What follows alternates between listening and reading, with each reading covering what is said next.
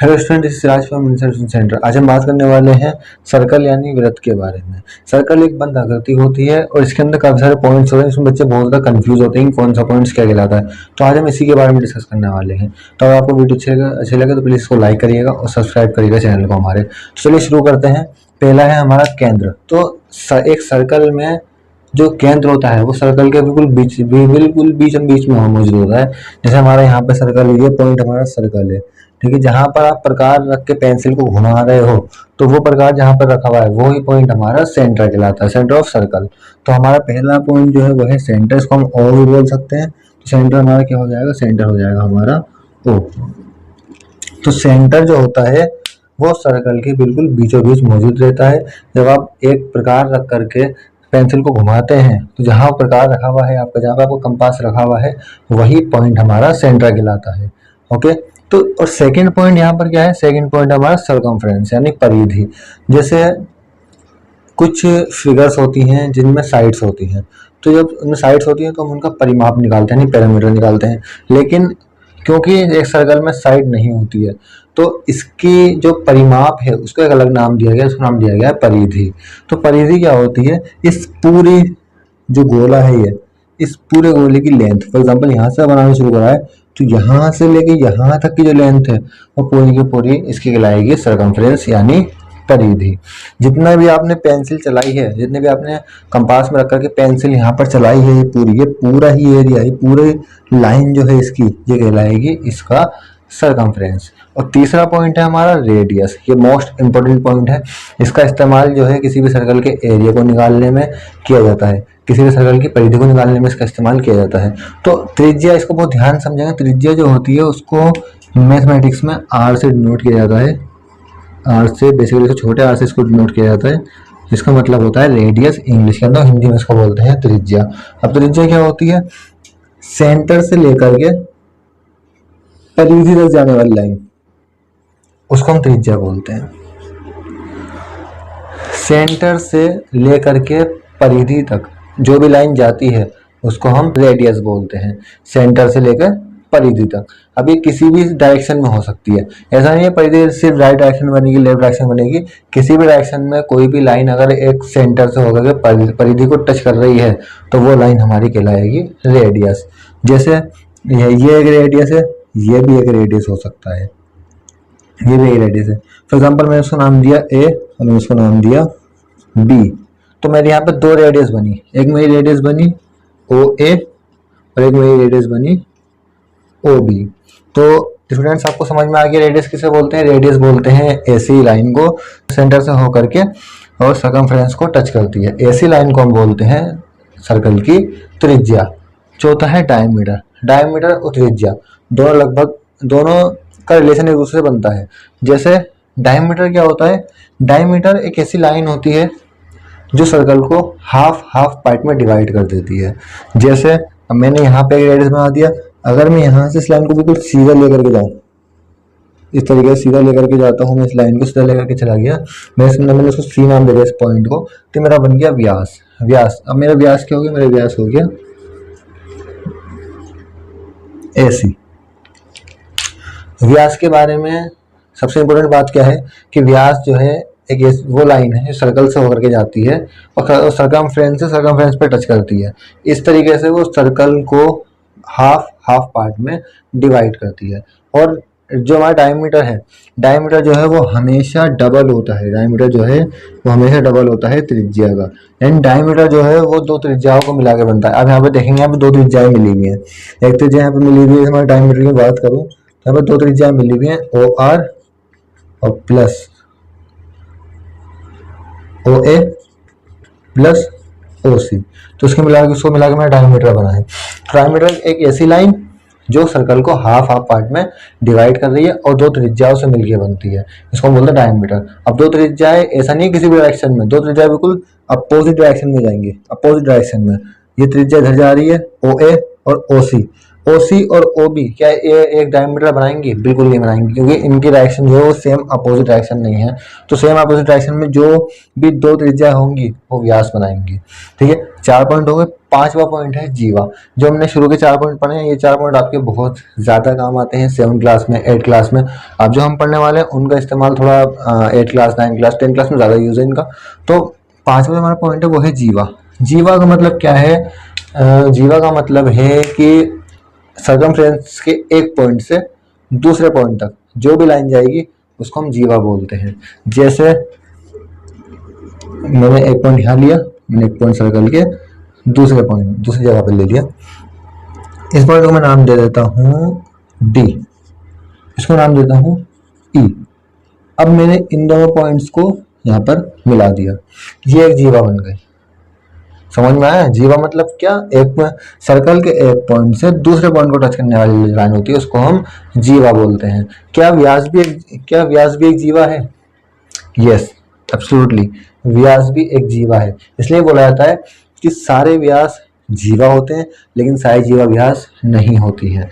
बिल्कुल ऐसे जैसे सारे डॉक्टर इंसान होते हैं, लेकिन सारे इंसान डॉक्टर नहीं होते हैं।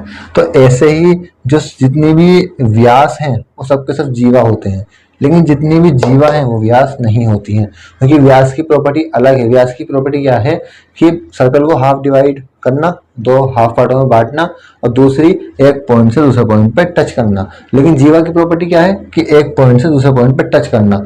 जीवा सर्कल को हाफ हाफ डिवाइड में नहीं बांटती, हाफ हाफ डिवाइड नहीं करती है। तो इसलिए जीवा जो है वो हो जाएगी हमारी डी ई, डी टू ई जीवा हो जाएगी। तो व्यास भी, आप हमेशा याद रखना, व्यास भी एक जीवा होता है। ठीक है, यानी जो डायमीटर होता है वो हमेशा एक कोड होती है। ठीक है, लेकिन हर कोड डायमीटर नहीं होती है।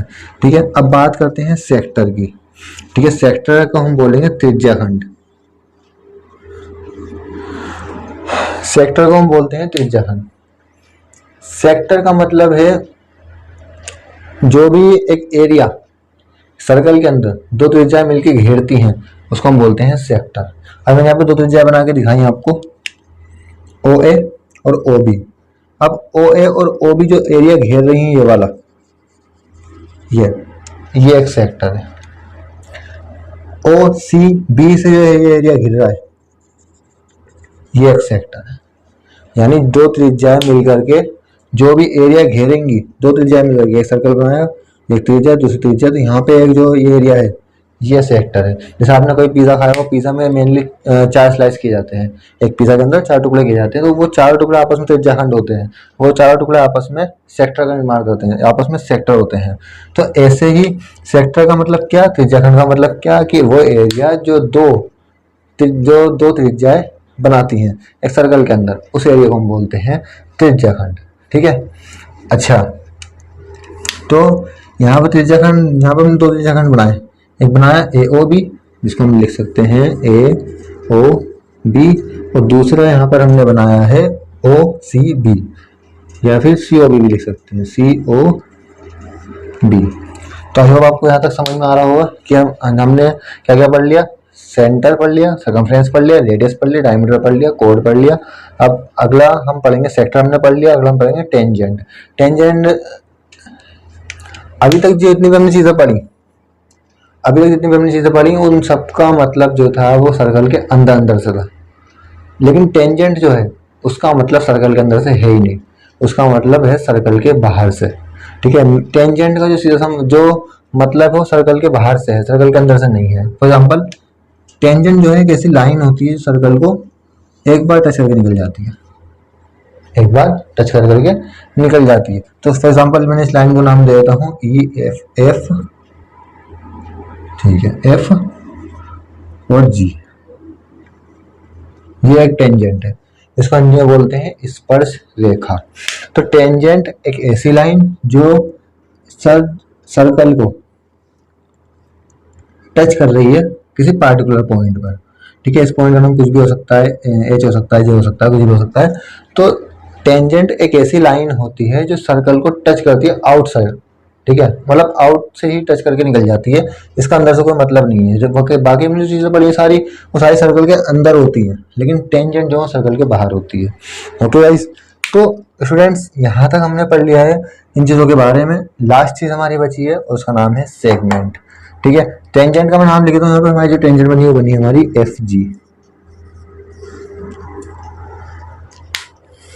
लास्ट है हमारा सेगमेंट, वृत्तखंड। अब त्रिज्याखंड क्या था? त्रिज्याखंड एक ऐसा एरिया था जो जिसको त्रिज्या घेरती है। एक सर्कल के अंदर, एक वृत्त के अंदर दो त्रिज्याओं से मिलकर बनने वाला जो एरिया होता है उसको हम बोलते हैं त्रिज्याखंड। वृत्तखंड भी लगभग सेम है, लेकिन वृत्तखंड में क्या होता है कि जो भी एरिया एक जीवा ने घेरा है, जीवा ने, हमने यहाँ पे डी ई बनाया था, यहाँ पे ये एरिया घिर गया, एरिया घिर गया, तो जो एरिया एक कोड ने घेरा है, एक जीवा ने घेरा है, एक जीवा के द्वारा घेरा गया एरिया, उसको हम बोलते हैं वृत्तखंड।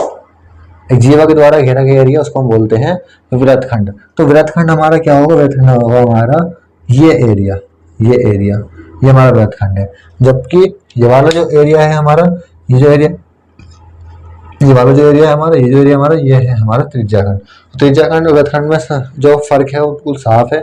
त्रिज्याखंड त्रिज्याओं से बनेगा, वृत्तखंड जीवा से बनेगा। तो अब यहाँ जैसे एक सर्कल ने, यहाँ पर जीवा है एक सर्कल के अंदर, तो ये भी वृत्तखंड है उसके लिए, और ये पूरा भी वृत्तखंड है उसके लिए। ये जो वृत्तखंड है उसके लिए, ये उसके लिए छोटा वृत्तखंड, यानी जिसको हम बोलते हैं लघु वृत्तखंड, यानी स्मॉल सेगमेंट।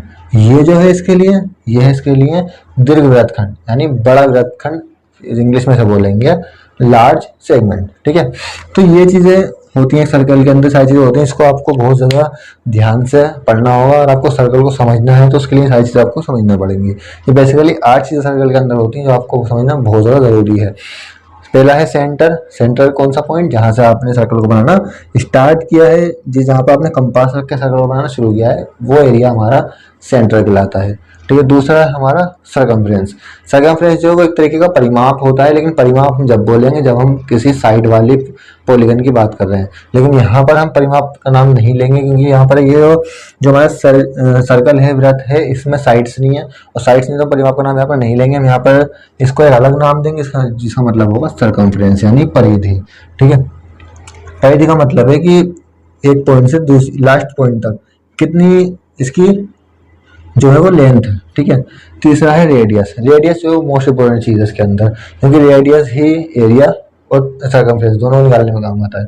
तो रेडियस को हम हिंदी में त्रिज्या बोला जाता है। रेडियस एक ऐसा पॉइंट है जो आप सर्कल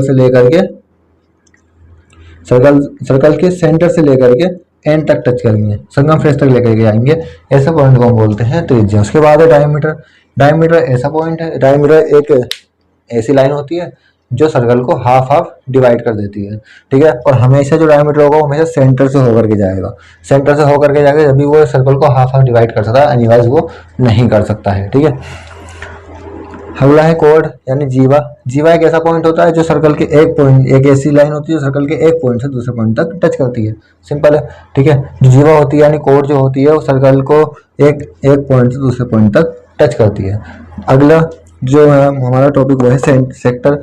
सेक्टर का मतलब होता है हिंदी में त्रिज्याखंड। त्रिज्याखंड का मतलब क्या होता है कि त्रिज्या के द्वारा बनाया गया एक सेक्टर। ठीक है, यानी दो त्रिज्या मिलकर जो भी एरिया बना रही हैं उसको हम बोलते हैं त्रिज्याखंड। ठीक है, अगला है हमारा टेंजेंट। टेंजेंट एक ऐसी रेखा होती है जो सिर्फ सर्कल को टच करके निकल जाती है, स्पर्श करके निकल जाती है, स्पर्श करके निकल जाती है, इसलिए इसका नाम पड़ गया स्पर्श रेखा। अगला है सेगमेंट। सेगमेंट ऐसा एरिया होता है, सेगमेंट ऐसा एरिया होता है जो जीवा को, जब हम जीवा बनाते हैं तो सर्कल दो पार्टों में बट जाता है, छोटे बड़े, क्योंकि व्यास बनाएंगे तो दो बड़े भागों में बटेगा, जीवा बनाएंगे तो छोटे बड़े भागों में बटेगा। तो जो ये जो एरिया दो भागों में बटा है, तो छोटे वाले एरिया को और बड़े वाले एरिया को दोनों को ही वृत्तखंड कहा जाता है। छोटे वाले को वृत्तखंड, छोटे वाले को छोटा वृत्तखंड और बड़े वाले को बड़ा वृत्तखंड। तो आई होप आपको सब कुछ समझ में आया होगा। कुछ भी आपकी क्वेरीज हैं तो प्लीज़ उनको कमेंट्स में डालिए, और आपको कुछ भी पूछना है तो कमेंट्स करिए, हमारे वीडियो को लाइक करिए और हमारे चैनल को सब्सक्राइब करिए, क्योंकि यहाँ पर हम मैथ का पूरा सिलेबस डालने वाले हैं। Thank you.